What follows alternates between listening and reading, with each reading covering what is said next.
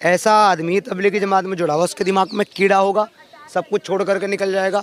ऐसी ज़िंदगी जीने के लिए जहाँ उसे पता है कि कोई भी जिहादी अगर मेरे सामने आ गया तो मेरी गर्दन काट देगा, क्योंकि उसको पता है कि उसके नबी ने, उसके अल्लाह ने ये हुक्म दिया है कि मुर्तदों को कत्ल कर दो, मन बदला दीनो फक्तलू, जो अपना दीन छोड़ दे उसे मार डालो, whoever change his religion kill him, तो वो मेरी गर्दन काट देगा। और बीवी बच्चे छूटे अलग, माँ बाप छूटे अलग, घर संपत्ति प्रॉपर्टी छूटी अलग। क्यों करेगा कोई ऐसा डिसीजन क्यों लेगा? हम वाक और अभिव्यक्ति की स्वतंत्रता के बारे में भारतीय संविधान के अनुच्छेद 19 का पुरजोर समर्थन करते हैं। उदाहरणों, छवियां और संदर्भों सहित यह वीडियो केवल मनोरंजन, सूचना और शैक्षिक उद्देश्यों के लिए प्रदान किया गया है और चैनल किसी भी अवैध गतिविधियों को बढ़ावा या प्रोत्साहित नहीं करता है। हमारा मकसद समाज को जागृत करना है। जय हिंद दोस्तों, मैं हूं आपका दोस्त तोहफा एक्स मुस्लिम। दोस्तों, मैंने जानबूझकर सबसे पहले 30 सेकंड का वो क्लिप आपको दिखाया है जिसमें हमारे भाई एक्स मुस्लिम समीर एक हदीस को कोट करते हुए अपनी बातें और अपने विचार आपके सामने पेश कर रहे हैं। वो हदीस है मन बद्दल दीनहु फक्तुलू, और ये हदीस सुनन निसाई की 4059 यानी 4059 है। दोस्तों, हम एक्स मुस्लिमों का दुर्भाग्य देखिए कि तमाम तथाकथित बुद्धिजीवी हर स्तर पर हमारी बातों का गला दबा देते हैं। इवन यूट्यूब भी हमारी वीडियोज को लिमिटेड कर देता है और हमारी रीच को डाउन कर देता है ताकि एक्स मुस्लिमों की बातें ज्यादा से ज्यादा लोगों तक ना पहुंचे, क्योंकि यूट्यूब को भी लगता है कि एक समुदाय विशेष कहीं हमारे प्लेटफॉर्म को बाइकआउट ना कर दे। एक समुदाय विशेष से हर कोई डरता है, सबको अपना धंधा प्यारा है, लेकिन हम एक्स मुस्लिम उस समुदाय विशेष से नहीं डरेंगे। तो आइए देखते हैं हमारे एक्स मुस्लिम समीर भाई कितनी निडरता के साथ अपनी बातें आप लोगों तक पहुंचा रहे हैं। एक बड़ा मशहूर नेता है, मैं नाम नहीं लूँगा, उसको मेरी ज़बान गंदी हो जाएगी। तो बड़ा मशहूर नेता है मियाँ हैदराबाद कुआऊ, तो वो जो है कहता है कि हम वंदे मातरम नहीं बोलेंगे, हमारे अकीदे के खिलाफ है, हमारी गर्दनें काट दो, हमारी ज़बानें खींच लो, हम ये लफ्ज़ नहीं बोलेंगे। वो पार्लियामेंट में खड़ा होता है, अपनी बात शुरू करता है, वो कहता है जय फ़लस्तीन, अल्लाहू अकबर, नारा तकबीर। संसद पार्लियामेंट में खड़ा होकर कहता है जय फ़लस्तीन। जो जय भारत नहीं बोल सकते, उनको भारत में जय फ़लस्तीन बोलने का क्या मतलब है? तब शिरक नहीं होता जब जय फ़लस्तीन बोलता है खड़ा होकर के संसद में, पार्लियामेंट में हमारी, है ना? इसको कहते हैं दोगलापन। और एक और दोगलापन बताता हूँ मैं आपको। अभी दिल्ली में बम ब्लास्ट हुआ, मुसलमान लग गए अपने काम पे। आतंकवाद का कोई मज़हब नहीं होता, इनका इस्लाम से कोई लेना देना नहीं है, ये हमारे कुछ नहीं लगते, है ना? फ़लस्तीन में एक बॉम्ब गिरता है इजराइल की तरफ से, छाती पीटना शुरू, हाय हमारे भाई मारे जा रहे हैं, हाय हमारे भाई मारे जा रहे हैं। इनसे पूछो तुम्हारा उनसे रिश्ता क्या है? ये कहते तेरा मेरा रिश्ता क्या, ला इलाहा इल्लल्लाह। वो भी ला इलाहा इल्लल्लाह कहते हैं, हम भी ला इलाहा इल्लल्लाह कहते हैं, इसलिए हमारा रिश्ता है ला इलाहा इल्लल्लाह। तो वो आतंकवादी भी कहते हैं, फिर उनसे रिश्ता क्यों नहीं है तुम्हारा? ये दोगलापन है। इनका सबसे रिश्ता है, सबसे रिश्ता है जो ला इलाहा इल्लल्लाह कह रहा है, क्योंकि इनकी Quran chapter number 4 verse number 93 कह रही है कि जब तुम अल्लाह के रास्ते में जिहाद करने निकलो तो लोगों की पहचान कर लिया करो कि काफिर हैं कि मुसलमान। वो जो पहलगाम में किया, ना पूछ पूछ करके मारा। और अगर कोई तुम्हें सलाम करे तो उसे ये ना कहो कि तुम काफिर हो। ये मुसलमानों को बॉम्ब फाड़ देते हैं जो उनको कहते हैं काफिर। किसी मुल्ला मौलवी के पास जाइएगा, उससे पूछेगा भाईचारे की, प्यार मोहब्बत की बात कौन सी आयत में होती है, वो आपको अगर बता दे तो मुझे बता दीजिएगा। नहीं होती मेरी बहन, नहीं होती। ये सिर्फ वो बेवकूफ़ मुसलमान लॉलीपॉप देता है आप, जो आपको और हमको, जिसने कुरान पढ़ा ही नहीं है। वो कहता है इस्लाम अमन का मज़हब है, इस्लाम का मतलब ये शांति है। पर नहीं है इस्लाम का मतलब शांति। इस्लाम का मतलब है complete submission to the will of God. This is the meaning of Islam. जो सलामती कह रहे हो वो सलाम का मतलब होता है, इस्लाम का नहीं। सलाम का मतलब होता है शांति, इस्लाम का मतलब शांति नहीं होता। तो जैसे अभी लिखा गया है, बार बार हम कुरान की ही बात कर रहे हैं क्योंकि बात वही आ रही है, लेकिन यहाँ पर जब बात एक ही आती है कि इंसानियत की बात सबसे ज़्यादा उसमें होती है, तो क्या आपको लगता है कि आप लोग मैनिपुलेट कर रहे हैं और दुनिया को कहीं ना कहीं गुमराह कर रहे हैं, बरगला रहे हैं, हिंदुओं को कहीं ना कहीं नफरती भाव फैलाने की कोशिश कर रहे हैं? क्यों करेंगे, क्यों करेंगे? आप ये बताइए, कारण बताइए। एक्स मुस्लिम बन चुके, क्यों बने? वही तो जानना चाह रहा हूँ, क्यों बने एक्स मुस्लिम? अब आप बताइए। मैं रुड़की डिस्ट्रिक्ट हरिद्वार उत्तराखंड में पैदा हुआ, एक मुस्लिम फैमिली में, सुन्नी हनफी फैमिली में, देवबंदी फैमिली में। तबलीगी जमात में 15 साल रहा, तबलीगी जमात में अमीर बन के चला। मैंने 2 गैर मुस्लिमों को इस्लाम में कन्वर्ट कराया। ऐसा आदमी जिसकी शादी हो चुकी, जिसके 3 बच्चे हैं, छोटी छोटी 2 मासूम बेटियां, 1 बेटा है, माँ बाप है, पूरी फैमिली है, घर में अच्छा बिजनेस है, सब कुछ है।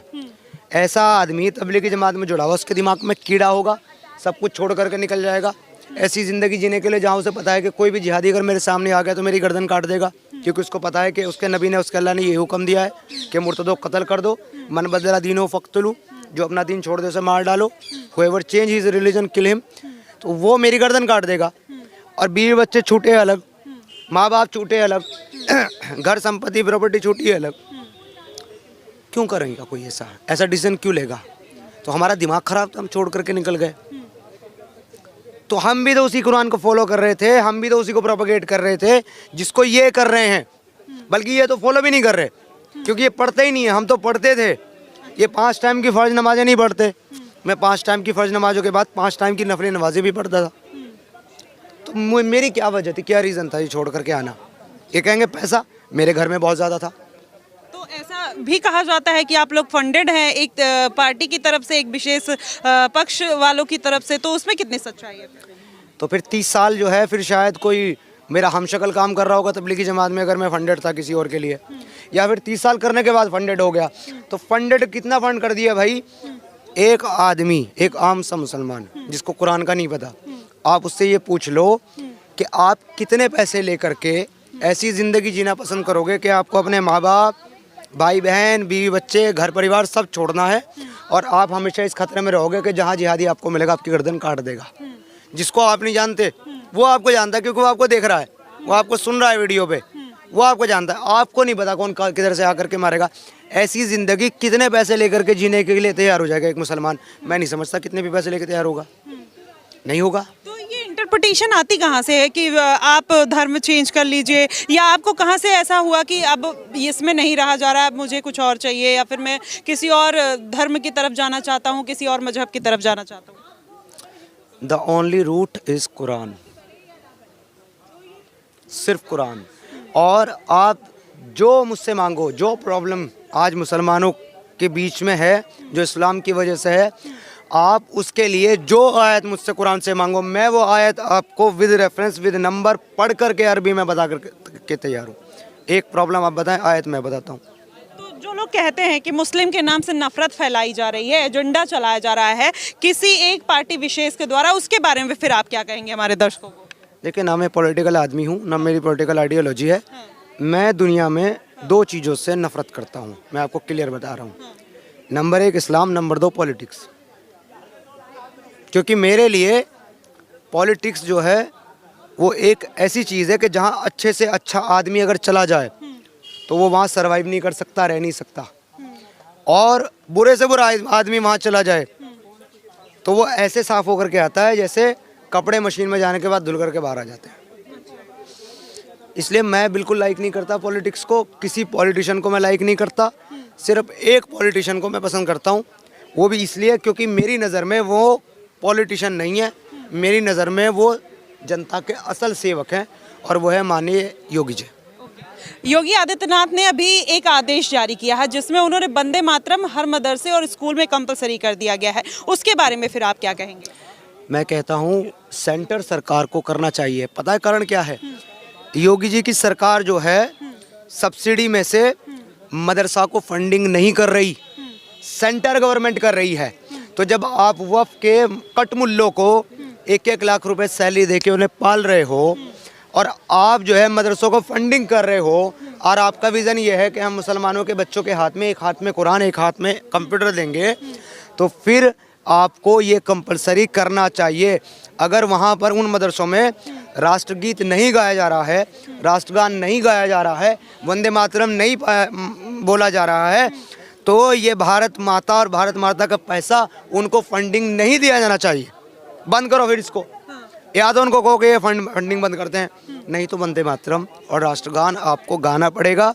क्योंकि अगर आप देश के टैक्स पेयर का पैसा इस्तेमाल कर रहे हो, वो पैसा जो एक आदमी अपनी श्रद्धा की वजह से मंदिर में दान देता है, और वो सरकार के कंट्रोल में है, सरकार उनको ले लेती है और इन लोगों को फंडिंग करती है। इन लोगों की जिम्मेदारी बनती है कि ये सरकार को कहें कि या तो ये फंडिंग बंद करिए या तो इन लोगों को हमारे जैसा न्यूट्रलाइज कीजिए। बार बार ये कहते हैं कि योगी आदित्यनाथ प्रेशर बना रहे हैं कि आप यहाँ पर वंदे मातरम पढ़िए। इस पे आप क्या कहेंगे कि बार बार प्रेशर बनाया जा रहा है या फिर ये जाहिर है कि आज किसी को भी अपने ही देशभक्ति सिखाने के लिए इस तरीके का कहीं ना कहीं उनके अंदर जज्बा डालना चाहिए? देखो बहन, ये बात मेरी जो है ना शायद बुरी लगेगी लोगों को। मैं सीधा एक बात बोलता हूँ कि जो लोग 5 टाइम बोंगे पर चिल्ला करके ये कह सकते हैं कि अल्लाह के सिवा कोई खुदा नहीं है, सब झूठे हैं।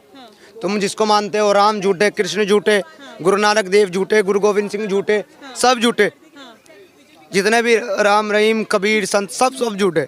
जो ये कह सकते हैं 5 बार चिल्ला करके और वो ये उम्मीद करते हैं कि ऐसा कहने से इन काफिरों की, इन हिंदुओं की भावना आहत नहीं होगी। उनकी भावना वंदे मातरम कहने से अगर आहत होती है तो उनकी भावनाओं का अचार डाल करके रख दें। उनको अगर भारत में रहना है तो भारत के प्रति वफादार रहना होगा और भारत के प्रति वफादारी सबसे बड़ी चीज़ ये है कि आप वंदे मातरम बोलो। क्योंकि अगर आप इस्लाम के प्रति वफादार हो और 5 टाइम बोंगे पर अजान देते हो और 5 टाइम नमाज पढ़ते हो अपनी वफादारी अल्लाह को साबित करने के लिए, तो देश के प्रति भी आपकी कोई जिम्मेदारी है। वंदे मातरम बोलने में आपको कुछ नहीं जाएगा। अभी कल मैं एक मुस्लिम से मिली थी, वो मैंने उनसे पूछा कि भारत माता की जय बोलने में क्या ऐतराज़ है, तो बोल रहे हैं अपनी माँ के सिवा हम किसी को माँ नहीं मान सकते और हम किसी की जय नहीं कर सकते। इसके पीछे का क्या लॉजिक? मैंने वो आपका देखा था वो पॉडकास्ट, ये स्पेसिफिक पार्ट, और मेरे मन में जो सवाल आया था वो ये था कि चलो ठीक है अपनी माँ की जय बोल दो। आप देखिए वो अपनी माँ की जय भी नहीं बोलेगा। क्योंकि उसका इस्लाम उसको इजाज़त नहीं देता अल्लाह के सिवा किसी और की जय बोलने के लिए। वो अपनी माँ जो कह रहा है कि हम सिर्फ अपनी माँ को माँ मानते हैं, वो अपनी माँ की भी जय नहीं बोलेगा। यही तो इस्लाम है, यही तो कुरान है जिसको मैं चाहता हूँ कि बैन हो इंडिया में। यही तो रीज़न है कट्टरता का। इस्लाम इस जो है कुरान जो है इस्लाम के मानने वालों को ब्रांडेड ज़ॉम्बी बना देती है, सोचने समझने की शक्ति छीन लेती है। आदमी सोच समझ नहीं पाता। मतलब जो आप कह रहे हैं अगर सरकार ये चीज़ लागू करना चाह रही है तो इसका मतलब है कि वो देशभक्ति के साथ जोड़ना चाह रही है लोगों को, लेकिन फिर उसमें प्रॉब्लम क्या आ रही है, फिर दिक्कत क्या आ रही है? वंदे मातरम। देखिए मैं देशभक्ति नहीं कहूँगा इसको। देशभक्ति इंसान के अंदर अपने आप आती है। हाँ। वो कोई पैदा नहीं कर सकता किसी के अंदर। किसी को ऐसा नहीं है कि कोई मशीन है उसमें डाला और गद्दार जो है अंदर गया और देशभक्त बन के निकला, ऐसा कुछ नहीं होता। लेकिन देश के प्रति कम से कम इतने आभारी तो रहो कि जब देश तुम्हारी सारी सुविधाएं दे रहा है, तुमको पाल रहा है, पोस रहा है, school education free, ration free, gas cylinder free, मकान योजना से मिल रहा है, रोजगार योजना से मिल रहा है, जब सब कुछ तुम सरकारी फ़ायदा उठा रहे हो, सरकारी फैसिलिटीज़ का फ़ायदा उठा रहे हो, तो देश के प्रति इतने थैंकफुल आभारी तो बनो कि देश को थैंक यू बोल लो। ये बोल दो ये हमारा देश है, ये बोल दो भारत माता की जय, वंदे मातरम। हम अपनी धरती माँ को प्रणाम करते हैं। बोलने से क्या होता है? मैं अभी प्रणाम कर लूँगा अपनी धरती माँ को। मेरी माँ है ये, जिसमें मैं पैदा हुआ, क्या दिक्कत है? बोल रहे हैं कि फोर्सफुली बुलवाते हैं इसलिए हम लोग नहीं बोलते, अगर प्यार से बोलेंगे तो बोल देंगे। ठीक है प्यार से बोल लो। न भी नहीं बोलेंगे, ये सब धोखेबाजी है।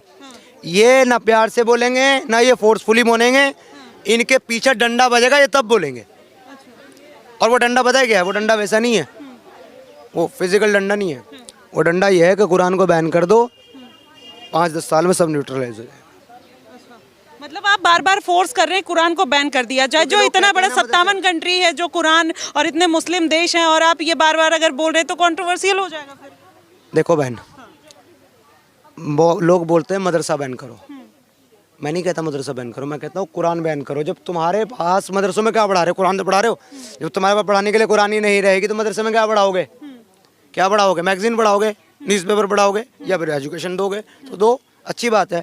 आप कह रहे हो 57 देश, यही तो हमारे लिए दुख की घड़ी है कि 57 देश हैं। 56 देश थे, एक ने और बना लिया हमारे देश से काट करके। लेकिन हमारे पास हिंदू राष्ट्र कहने के लिए एक देश भी नहीं है, एक भी नहीं है। उनके पास 57 है। अरे तुम्हारे पास 57 हो, हमारे पास एक भी ना हो। और अगर हम एक मांगे तो हम आतंकी, तो हम एक्सट्रीम। अरे तो सेकुलर बनाना चाहते हैं ना। तो सेक्युलर तो है ही नहीं इंडिया। सेक्युलर तो इंडिया है ही नहीं। इंडिया सेक्युलर स्टेट है कहने के लिए, आप मुझे बताओ, सेक्युलर स्टेट के अंदर पर्सनल लॉ जैसी चीज़ होती है? यहाँ है तो इसका मतलब सेक्युलर नहीं है। ये तो सिर्फ लोगों को बेवकूफ़ बनाया गया, इंडिया सेक्युलर स्टेट है नहीं। यहाँ मुस्लिम पर्सनल लॉ बोर्ड चल रहा है, यहाँ हिंदू पर्सनल लॉ बोर्ड चल रहा है, यहाँ वक्फ बोर्ड चल रहा है। कहाँ सेक्युलर है भाई?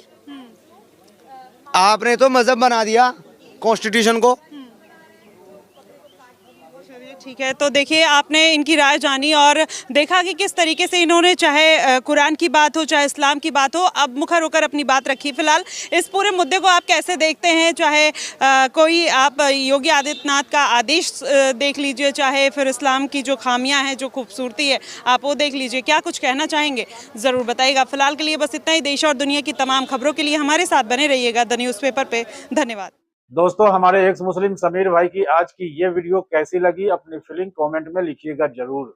और एक्स मुस्लिम एक्टिविज्म के लिए हमारा समर्पण आकर्षक है, तो ज्वाइन बटन दबाकर हमारे चैनल का मेंबरशिप ले लीजिए, हमें और ज्यादा सपोर्ट मिलेगा।